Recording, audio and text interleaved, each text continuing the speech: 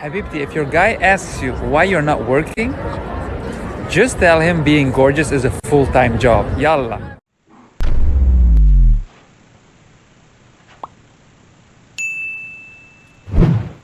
Brr, early morning. 45 degrees outside. Wind chill is like 39, they said.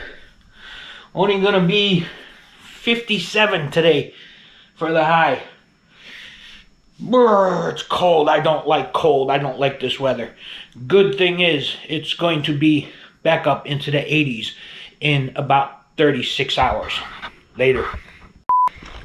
Good afternoon, everybody. As you've seen, last night was a very cold night. It was in the mid-40s. And right now, it is about 65 degrees, give or take. But I wanted to explain to you how this peach tree thing works. Now, this is a harvester peach tree, and it is rated for Zone 9, which down here in Central Florida, we are in Zone 9. Now, the kind of peach tree that I got is called a harvester. It is more heat tolerant than it is cold tolerant. So the reason I got this is because the heat here in Central Florida, it's better if it can tolerate heat, in my opinion. Now, the only drawback with that is this tree has a chill factor between 700 and 750. Now, a chill factor, for those of you who don't know, for a particular peach tree, a chill factor is the amount of time, the amount of hours it needs to be in 32 to 45 degree temperatures over the winter in order for it to produce a full harvest or a bigger harvest the following year, if it's going to produce fruit.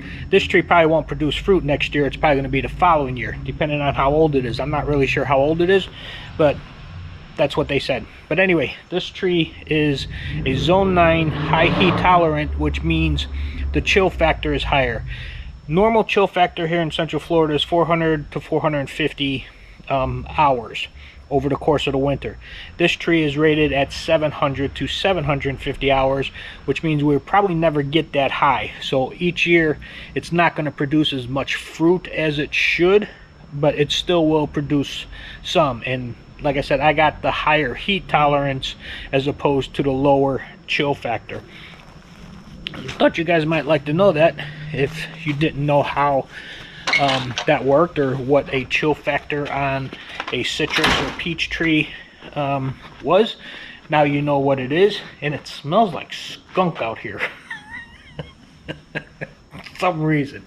Anyway, that's what the chill factor is on peach trees, in case you're looking for one, you want to pick one up and plant one. Normal chill factor for my area here in Central Florida, like I said, is 400 to 450. That tree is a 700 to 750. We'll probably never get that much. Now, between 32 and 45 is the chill factor hours, or temperature, I mean. If it drops below 32, I still have to cover it and protect it because it will freeze.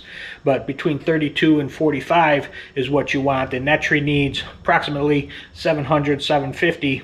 Last night, it was probably 6 hours we were in that temperature range. Tonight's going to be another night we're going to be in that temperature range. So it is going to get some, it's just not going to get enough. Hope that clears some things up for you. Give you some information on, you know, what a chill factor is for a tree if you didn't know what it is. Now, I could have gotten different tree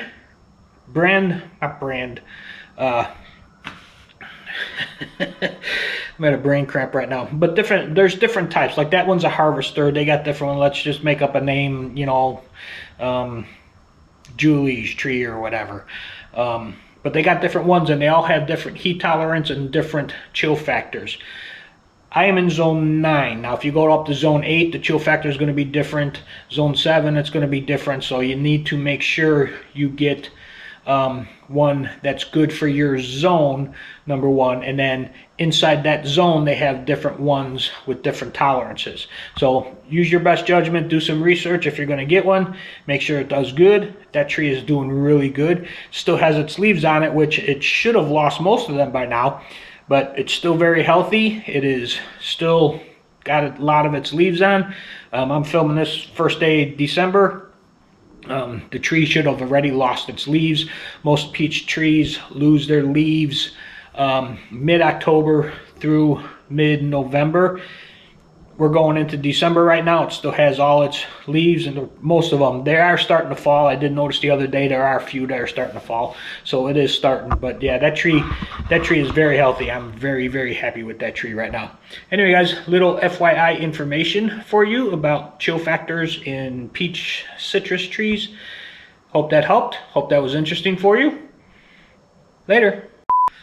Yep, you guessed it. Last night it was 45. Tonight it's going to be 45. I had to do it. I got my little tabletop fireplace going. Getting ready to go to bed. I'm going to go take a nice long hot shower, and then I'm going to jump in bed for tonight. The last cold night for a little while anyway. But yeah, I had to do it. I had to do it. Last night I was freezing. I also have my space heater that I used last night to warm my room up. But yeah, I got the fire going tonight, and gonna go jump in a nice warm shower right now and then go to sleep. Stay warm, guys. Good night.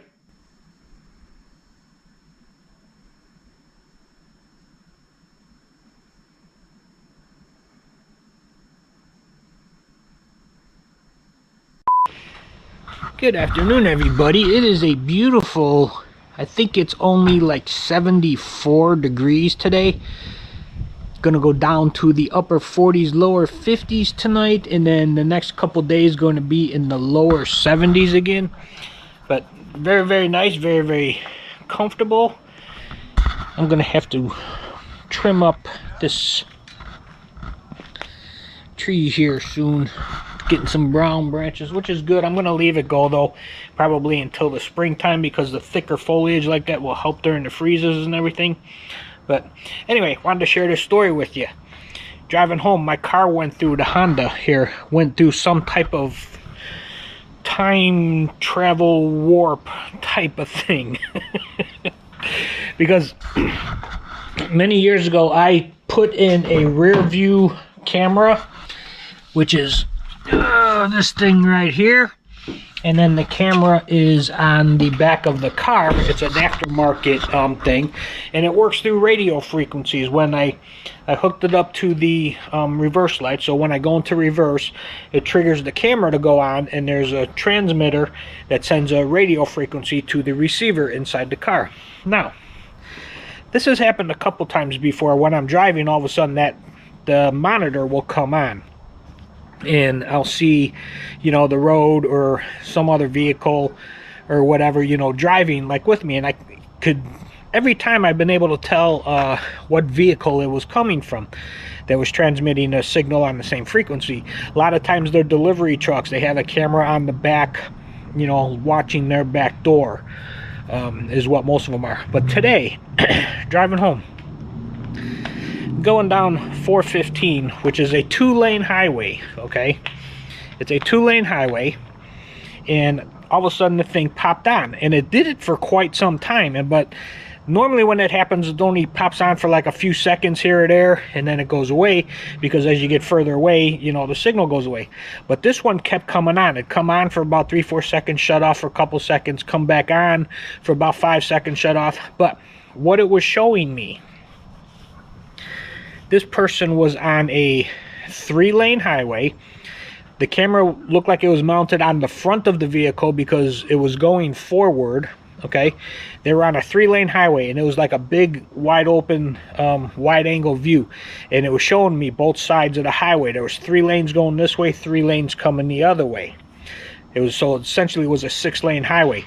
I was nowhere near a 6-lane highway. Florida doesn't have any 6-lane highways except for I-4. I was nowhere near I-4. I was on the 417, which is a 2-lane highway, 2 on each side, 4 with a big, huge median in the middle. That's not what I was seeing. The other thing is they were driving in the middle lane, and I could swear it looked like they were going through mountains, because each side, the right side and the far left side on the other side of the 3 lanes on the other side of the road had mountain, you know, sides going up. They weren't trees, they were mountain sides going up. So I have no idea where that signal was coming from. It was not coming from Central Florida, because we don't have mountains, number one, and number two, I was not on a 3-lane highway that looked anything like that, nor have I seen a 3-lane highway that looks anything like that. So I have no idea where that was coming from. No idea. It was bouncing off a satellite or something, but it was coming from some place that has mountains, and it was coming from a vehicle that was driving through them. Very weird. It was very strange.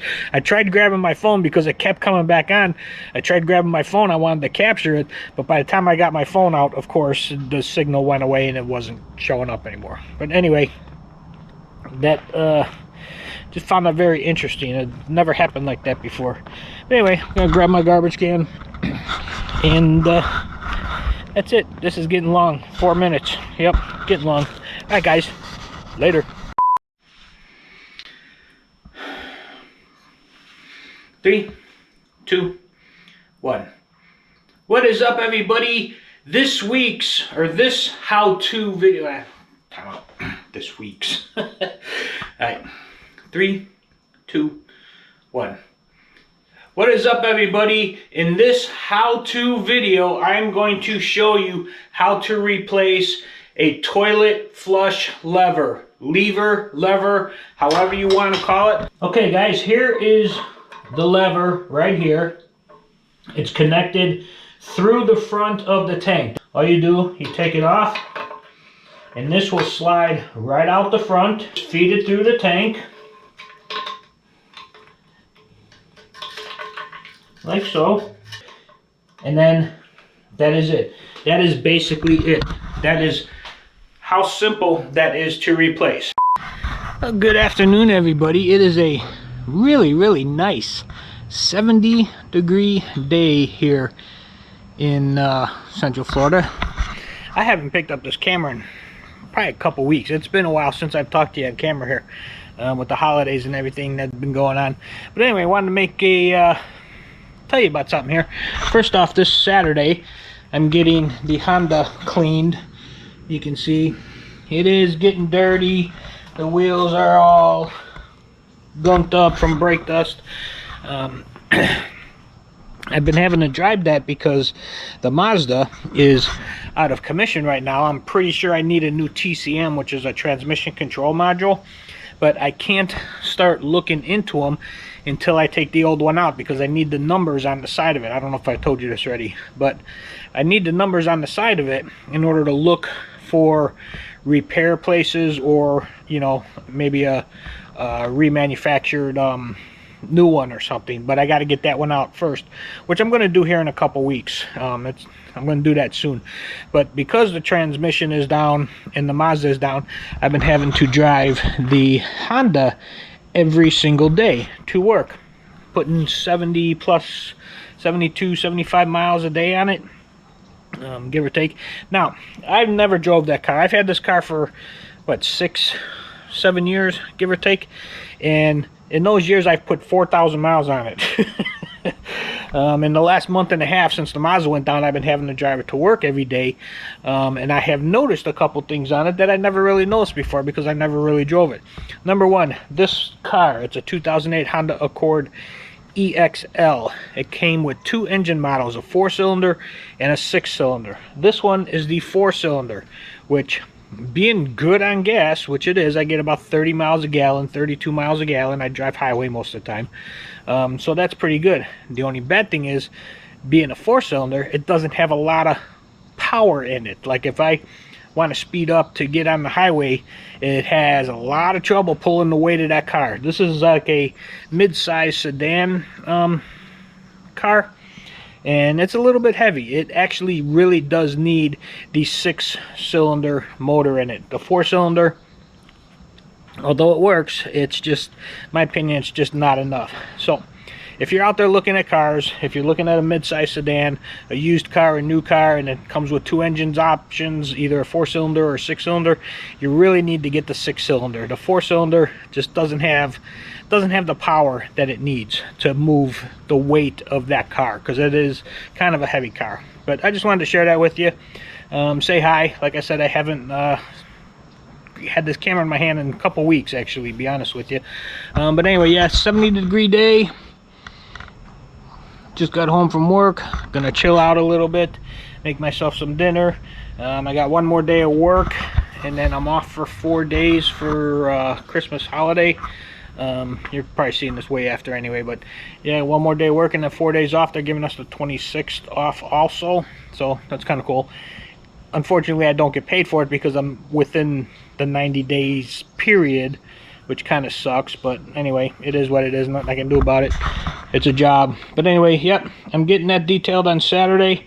It needs a bigger engine, and I'm going to be diving into the Mazda here in probably another week or so to get that TCM out of there. I'll take you along with me as I do that.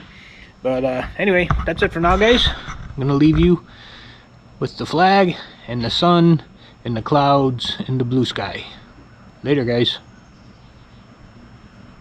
Well, good afternoon, guys. It is a beautiful 74-degree day here in Central Florida. Christmas weekend as I am filming this today. And as you can see, I have the Honda out in the driveway. I am giving myself a Christmas present, or I'm giving her a Christmas present. I am having Just Done Right Detailing come over. They've been doing this the last couple years for me. And I'm just going to have them do the outside of the car this time because the inside is pretty clean. I can take care of that myself, but the outside, as you can see, I do have bugs because my daily trip to work, I have to drive over Lake Jessup, which is one of the largest lakes down here in Central Florida, and when I drive in the morning, mainly is where all that came from. It's still dark out, the bugs are swarming, the sun hasn't come out yet, so I run into a lot of bugs. So I'm going to have him clean that off. I did get some protectorant from the front that I'm going to put on once it's clean, but I figure I'll have him clean it, get it all off, wax it up, get it all nice and shiny and clean for me, and then I'll put that sealant on it, which will help me remove the bugs in the future as I drive to and from work every day. But anyway, that's what I'm doing today. Little Christmas present for Susie right there. That's her name, in case you forgot.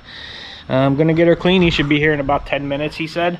So I'm just gonna kind of hang out here and wait for him, and I'll film as he cleans a little bit here and there. And yeah, that's about it. Later, guys.